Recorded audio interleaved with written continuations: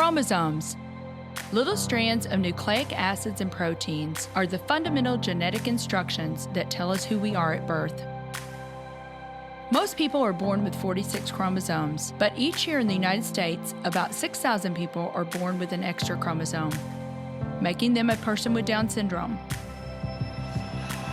If you've ever encountered someone with Down syndrome, you know that they are some of the kindest, most joyful people you will ever meet. They truly have something extra. My name is Lisa Nichols, and I have spent the last 24 years as both the CEO of Technology Partners and as the mother to Allie. Allie has something extra in every sense of the word.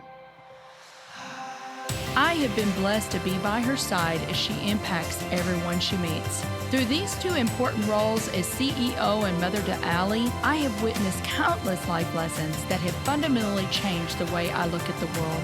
While you may not have an extra chromosome, every leader has something extra that defines who you are. Join me as I explore the something extra in leaders from all walks of life and discover how that difference in each of them has made a difference in their companies, their families, their communities, and in themselves.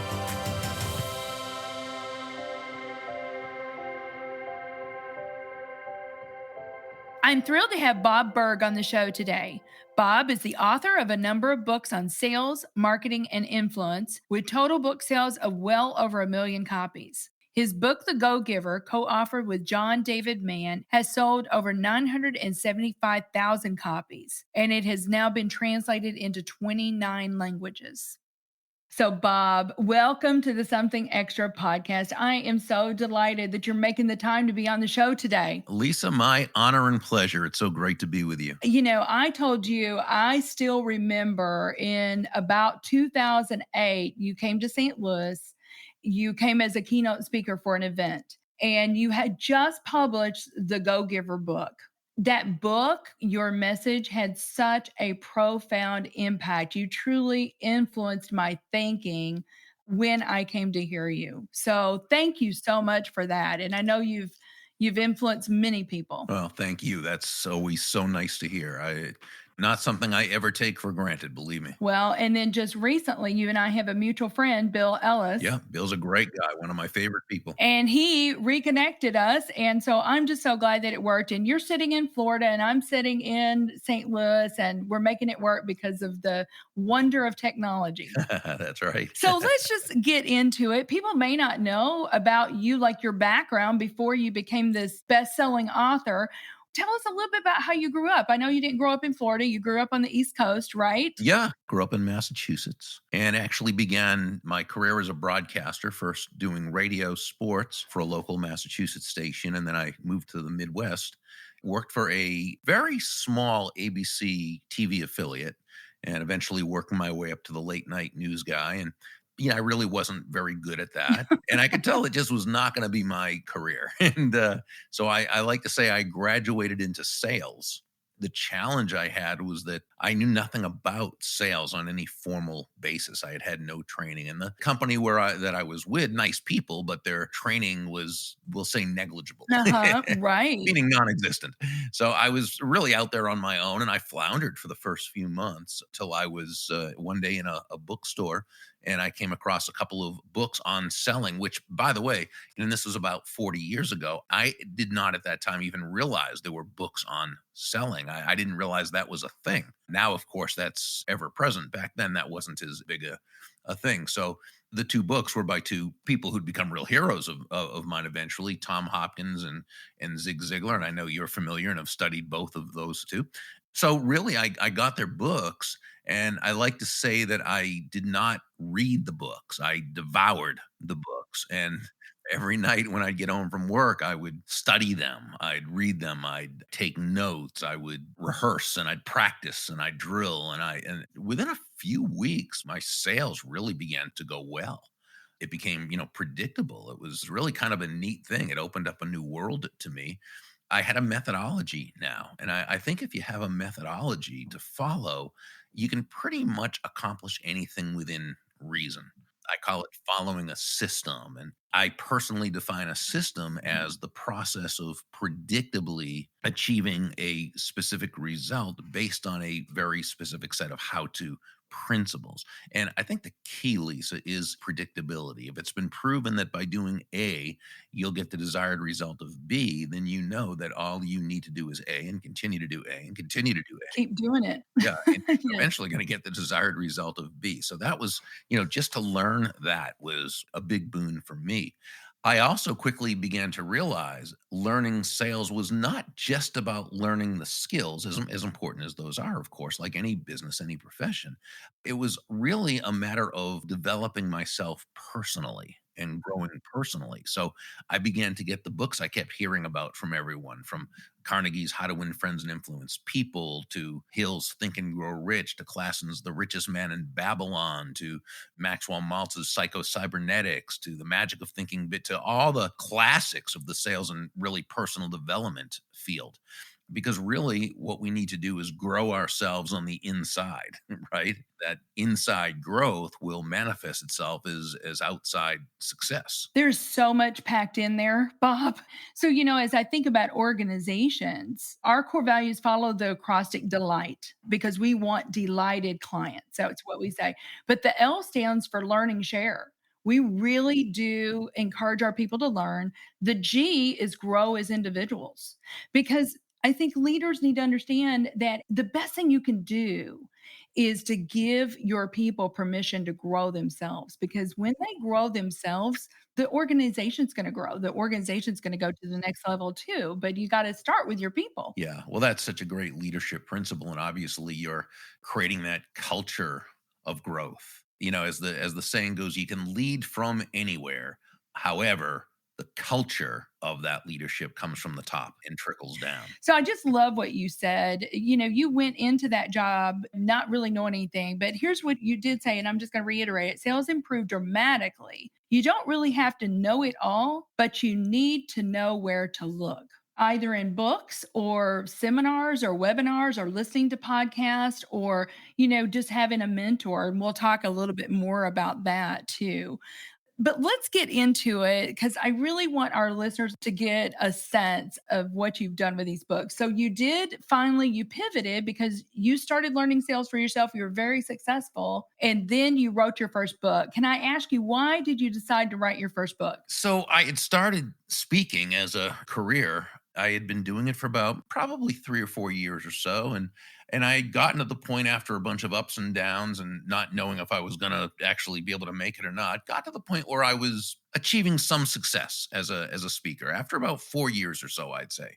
I was at a National Speakers Association convention, and I was talking to a few people, some of the older, wiser speakers who'd been around longer than I have. As you said earlier, you can find wisdom in many places, and often it's from the people you speak to, in the hallways of a convention. And they just said, Burg, you're really at this point, you need to have a book. You need to write a book. It's going to make you more marketable. You're going to get higher fees. It's going to be easier to get the bookings. It's going to create really good credibility and positioning for you in the marketplace. At that time, I really had no desire to write a book, but I thought, it sounded right. So I did write the first book, which was called Endless Referrals. The subtitle was Network Your Everyday Contacts into Sales. It was really just for utilitarian purposes. And they were right. It helped me a lot. I used it as an outbound positioning tool, and it really did exactly what they said it was going to do. So it was good advice. After that, I think most of my books that I wrote were because I felt I had a message to communicate, and that the best way to get it out to the most people was to write. So the first book, was again just for the purposes of marketing. All the other books after that is because I really felt I wanted to share a message. Right. I love it. It's the one to many. Yeah. And here's the thing about books, they live beyond you. They Yes. live in perpetuity. You can hand them out to people. So, like I said, I heard you in 2008. You had just published The Go Giver. Very quickly after you published it, it shot to the number 6 spot on the Wall Street Journal's business bestsellers just 3 weeks after it released. And it reached number 9 on Business Week. It's been translated into 21 languages and sold close to 1 million copies now, something like this, right? And I remember hearing you speak about the Go Giver. I had bought the book and it just impacted me so much. You wrote this book as a parable. And what you did in this book, it's the 5 laws of stratospherical success. And maybe we can cover just a couple of these, but in the book, the Pindar is the mentor, if you will, and then Joe is the young man. And Pindar promised to reveal to him his secrets if he would meet with him every day for an hour for a week. The whole parable is kind of written around that. There's 5 of these laws of success. I don't want to take the words out of your mouth. Download a little bit of that to us, Bob, if you would. Sure. And the book was co-authored with John David Mann, and John was really the master storyteller, the lead writer. As you can tell, I'm more of a how-to guy. I'm step 1, step 2, step 3. So John is a wonderful storyteller, so it was a neat collaboration. The 5 laws are really built around a basic premise, and the premise itself is that shifting your focus from getting to giving. And when we say giving in this context, we simply mean constantly and consistently providing immense value to others, understanding that doing so is not only a more fulfilling way of conducting business, it's actually the most financially profitable way as well. And not for some, woo woo way out there, magical, mystical type of reasons. It actually makes very logical sense, very rational sense when you think about it. When you're that person who can take your focus off yourself and place it onto others, focusing on their needs, on their wants, on their desires, helping them solve their challenges, helping make their life better, helping them get what they want, helping them to get closer to happiness just by virtue of you being in their life. People feel good about you. People want to get to know you. They like you. They trust you. They want to be a part of your life, a part of your business, if that's appropriate, if they need what you have. But they definitely want to be your personal walking ambassador and tell others about you. It's actually very rational that this would be. The 5 laws which are built around that are the laws of value, compensation, influence, authenticity, and receptivity. The law of value is the foundational law, if you will, a foundational principle. And this is really all about the experience you're providing another person. Any product or service is designed to do a certain thing, which is usually good. And it's something that by its nature will bring that person more in value than what they're paying for. Otherwise, why would they buy it? Okay. So if you have a pizza restaurant and a family comes in and they buy a large pizza with certain things on it, it's $20. They're paying $20, but they're doing that because they feel they're getting much more than $20 worth. So aside from the taste of the pizza, the fact that it could feed the family for the evening, it meant neither of the parents had to cook or clean. It means they could all go out for a good family bonding experience. Perhaps the atmosphere and the ambiance is really pleasant and wonderful. The wait staff is really nice. The owner comes over and says hello and makes people feel good about themselves. So they paid $20, but they may have gotten $100, $200 worth of value. They got more than what they paid for. Yeah, Okay. it's more than pizza. It's Exactly. more than pizza. Exactly. And at the same time, that pizza that the restaurateur sold for $20 probably cost him or her $3 in terms of ingredients, in terms of the staff, the electricity, keeping the place open. So what happened is both parties profited, which is exactly what's supposed to happen in a market based exchange. There should always be 2 profits, the buyer profits and the seller profits, because each of them come away better off afterwards than they were beforehand. So basically, the law of value says it's not a matter of just exchanging your product or service for an equal amount of money. It's making the experience so wonderful that that other person has gotten more in value than what they've paid for. And you know what's going to happen? They're going to come back there, right? Mhm. Because it is more than pizza. It's how you make people feel. Yeah. I'm reminded Bhavani Amirthalingam is the CDTO for Ameren, which is our big utility here in St. Louis. I'll never forget her saying, I've never worked to build my resume. She said, every job I've ever had, I've just gone in there and tried to bring more value, That's wonderful. bring more than I take Yeah, to the organization. And she said, my resume has built itself. I've never worried about that. wonderful. And it just reminds me of that. But we need to take a quick break and we'll be right back with Bob Burg. Hi, everybody. I just wanted to take a second and tell you about something our team at Technology Partners can do for your business. We have spent over 2 decades partnering with organizations and helping them solve their IT needs from a 360-degree perspective. A huge part of how we solve those needs is by developing custom applications of all shapes and sizes. If your team is looking for software and an out-of-the-box solution just isn't right, it's time to consider how we might be able to help. Go to tpi.co/custom apps and learn more about our awesome capabilities. Well, welcome back. So, Bob, I want you to talk about one of the other laws in the Go Giver book, and that is the law of influence, because we hear that so much now. Let's talk about influence. Talk about what you say is the law of influence. Well, the law of influence itself simply says that your influence is determined by how abundantly you place other people's interests first. This sounds rather counterintuitive when you first hear it, until you realize that the greatest leaders you know, the top influencers, the most sustainably successful, highest money earning salespeople, this is simply how they run their lives and conduct their businesses. They're always looking out for the other person's benefit.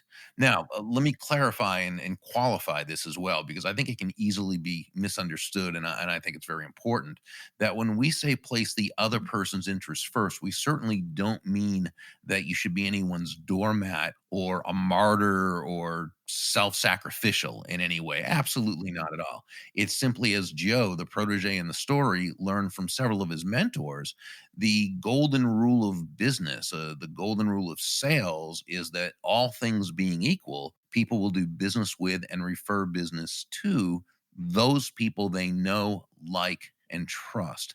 And Lisa, there's simply no faster, more powerful, or more effective way to elicit those feelings toward you in others than by genuinely and authentically moving from what we call an I focus or me focus to an other focus, looking to, as Sam, one of the mentors in the story, advised Joe, make your win all about the other person's win.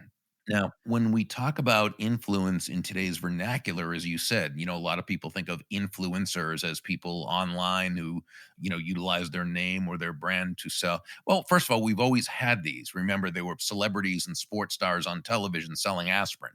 They don't know anything about aspirin, but they're influencers. So that's not really what we're talking about in terms of it. But there's a truth there in that influence, by definition, is simply the ability to move a person or persons to a desired action, usually within the context of a specific goal. So if someone's hiring someone, whether it's a celebrity or what have you, to move people to action, well, that's a form of influence. But I think that while that's the definition, Lisa, I don't think that's the essence of influence. The essence of influence is pull as opposed to push, as in the old leadership question, how far can you push a rope? And we know the answer is not very, at least not very fast or very effectively, which is why great influencers don't push. They don't push their ideas on others. They don't push their will on others. They don't push themselves on others. In other words, they're not push E. You never hear people saying, wow, that David or that Susan, she is so influential. She has a lot of push with people. No, she's influential. She has a lot of pull with people. And that pull is an attraction. Great influencers attract people first to themselves and then to their ideas. Now, the question is, well, how? How do they do that? How does this pull look? And that's where, I think the great influencer, as John and I call it in the Go Giver influencer, genuine influencers, they understand on both an intellectual level and on a heart level what I believe was Dale Carnegie's underlying premise in his classic How to Win Friends and Influence People. And this is where Mr. Carnegie wrote, ultimately, people do things for their reasons, not our reasons. I often, when I speak at conferences to salespeople, one of the first things I'll say is, nobody's going to buy from you because you have a quota. Right. They're not going to buy from you because you need the money or even really because you're a nice person. They're going to buy from you only because they believe they'll be better off by doing so than by not doing so. And free market based environment, when I say free market, I simply mean no one's forced to buy from anyone else. That's the only reason why anyone should buy from you or from me or from anyone, because they feel they'll be better off by doing so. This is great though, because it means that that salesperson or leader who understands this, they understand their focus must be on bringing immense value to others. This is why John and I say that money is simply an echo of value, right? It's the thunder to value's lightning, meaning nothing more than the focus must be on the value you're providing another person. And the money you receive is simply a natural result of that value. Well, it's the same with leadership. They're not going to follow you because you want them to or because you have a goal. So the great leader, the genuine influencer, constantly asks themselves questions such as, how does what I'm asking this person to do, how does it align with their goals? Absolutely. How does what I want this other person to do, how does it align with their values? How am I solving a problem for them? How am I helping them get to where they want to be? And when we ask ourselves these questions thoughtfully, intelligently, genuinely, authentically, not as a way to manipulate another human being into doing our will, but as a way of building everyone in the process, now we've come a lot closer to earning that person's commitment rather than trying to depend on some type of compliance, such as manipulation or force or threat or what have you. And one of my great friends, a wonderful leadership authority, her name is Dondi Scumaci. I love what she says. She says, when it comes to leadership, when it comes to influence, compliance will never take you where commitment can go. Two different things. Two different things. They may be complying on the outside, but they're standing up on the inside, Oh, you exactly. know? Sure. It's not sustainable. Right, it's not sustainable. Well, I think this is why it just resonates with me so much, Bob, because I believe that's the way I've always tried to lead, and it's really putting yourself in the other person's shoes. Yeah, You know, I sure. wouldn't be compelled, unless I really trusted the person or if I really knew that they cared about me. And when you read anything on employee engagement, two things out there right now is that you got to be obsessed over the customer.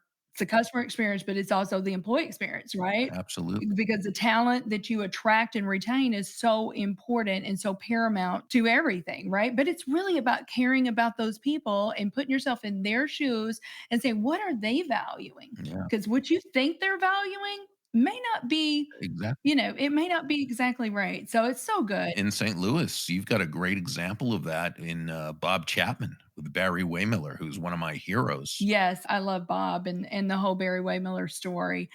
So I want to move into your latest book, The Go Giver Influencer. And I'm just going to read just a couple of testimonials on this. So John Gordon, if you've read John Gordon, he wrote The Energy Bus and Great a writer. lot of other great books out there. He says it's a delightful story that serves as a guidebook for creating common ground, reconciliation, and genuine influence. Adam Grant, I remember reading Give and Take many years ago. He says it's a timely reminder that influence depends less on what we get from others and more about what we give. And so you and I have talked about that, Bob, and even the go giver. You said it's not a new term because, you used to say, oh, to be successful, you got to be a go getter. But a go getter, often you associate that with taking. Yeah, I think it depends. Napoleon Hill in Think and Grow Rich said the day of the go getter has ended. He has been supplanted by the go giver. But I think what Mr. Hill meant was rather than go getter meant more like a go taker, because I think a go getter, I think we'd all agree, is a go getter is a good thing when you think about taking action. Motivation. Right? Without it, it doesn't really work too well. You can have the greatest thoughts, best ideas, the nicest intent, but without action, good luck in making anything happen. Yeah, we like to say be a go-getter, person of action, and a go-giver, someone who is absolutely laser focused on bringing immense value to others. Just don't be a go-taker. And that's the person I think you and I are talking about, who feels almost entitled to take without having added value to the person, to the process, to the situation. And they tend to be very frustrated because they rarely attain the level of success they feel they deserve. And even those times when they do, and they do a lot, it tends to be very difficult for them to maintain and sustain because it hasn't been built on a foundation of relationships.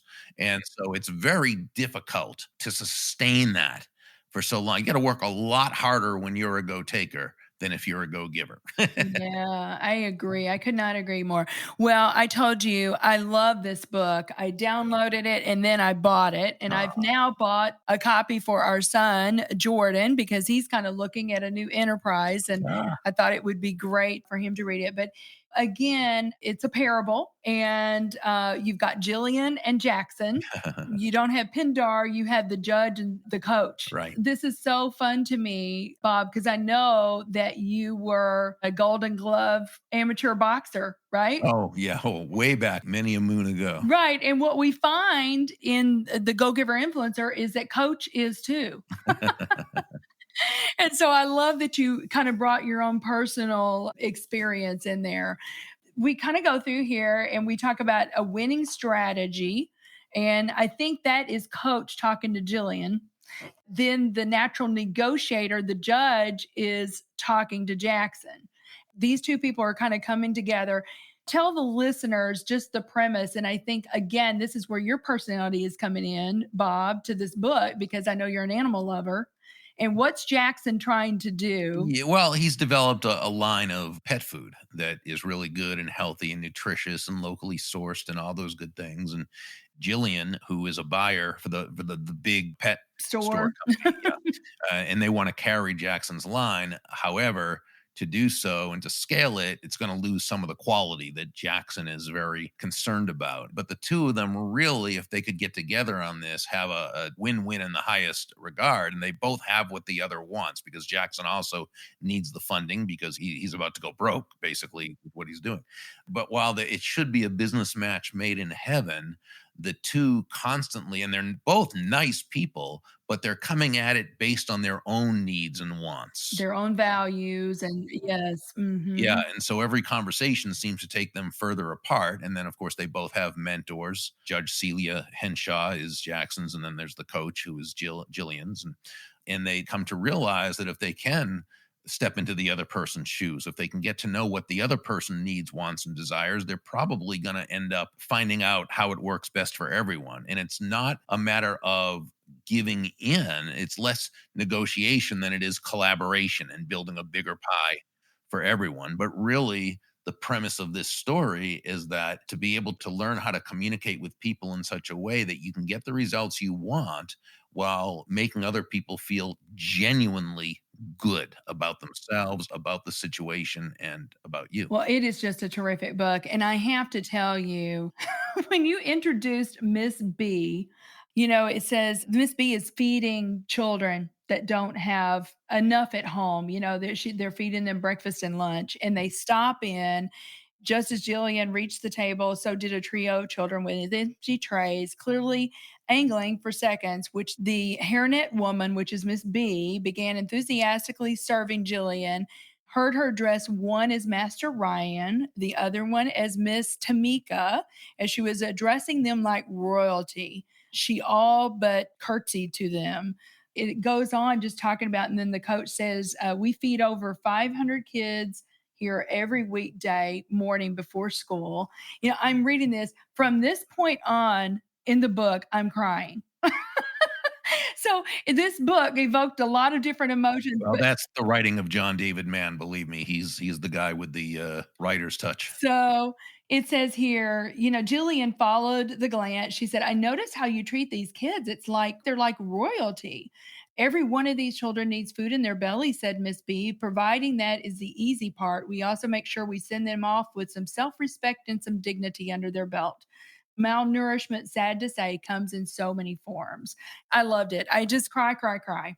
And I love too, you got animals in the book. Oh, yeah, they play a big part. So Solomon is Jackson's dog. Solomon, the wise dog, and the wise dog. Cleopatra. Yes, and is a blue Russian cat. Yeah, so I love it. There's just so much wisdom there to learn, and I would just encourage our listeners to go out and get it. I do want to ask you one question. Can you talk about the elephant in the park? Well, it's all about belief systems and understanding that the way we see the world limits us based on our belief system, what I call our unconscious operating system. That, we all grow up with a set of beliefs that were handed to us, and we see the world a certain way. And it's a combination of upbringing, environment, schooling, news media, television, everything but we tend to see the world from our own viewpoints. There's a very, very old story about the six blind men from Indostan, and they all were feeling different parts of an elephant. And the one who was feeling the legs said, well, obviously, an elephant is a tree trunk. What else could it be? The one who was feeling the tail said, no, obviously, an elephant is a rope. The one who was feeling the torso said, no, you're all wrong. Obviously an elephant is a big wall, and so all of them all had their own views of what an elephant is. And so often in life, that's what we do. We see everything from our own viewpoint, and we fail to see that there are other perspectives. And that's the whole point, is to put yourself in the other person's shoes to see their viewpoint, right? So that's the whole point. So, Bob, this is called Something Extra. What do you believe is the something extra that every leader needs? My feeling is that empathy is the difference maker. And I know empathy is a word that is bandied about now. Obviously emotional intelligence has really taken on a life of its own in the mainstream, and I think for good reason. But I think empathy, which is also a learned skill, some people come to empathy very naturally. For others, it's a learned skill, and it can be learned.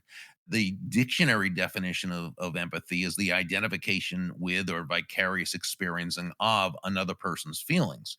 The challenge is we're not that person, so we don't necessarily know how they feel. So I think in communicating empathy, it's not that you have to understand exactly how they feel, because you might not.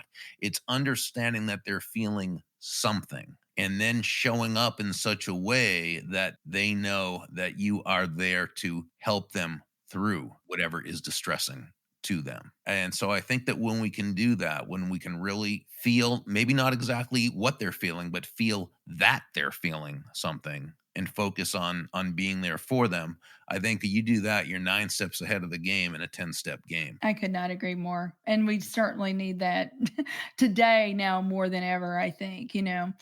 One other thing I want to say about this book that I love is, you even give some reflection questions. I've got a really dear friend, Cheryl Batchelder, and she says, sometimes it's not that we need more input in our life. We need to rumble with what we already know.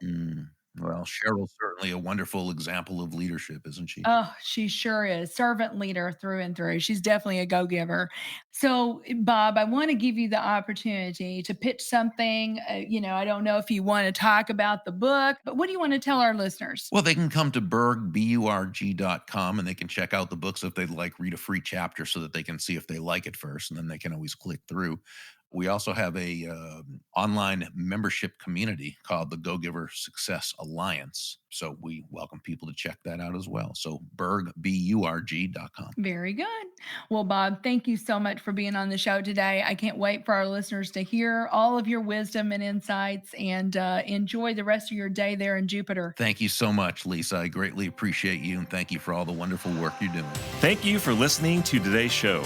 Something Extra with Lisa Nichols is a Technology Partners production. Copyright Technology Partners, Inc., 2019. For show notes or to reach Lisa, visit tpi.co/podcast. Don't forget to leave a review on Apple Podcasts, Google Play, or wherever you listen.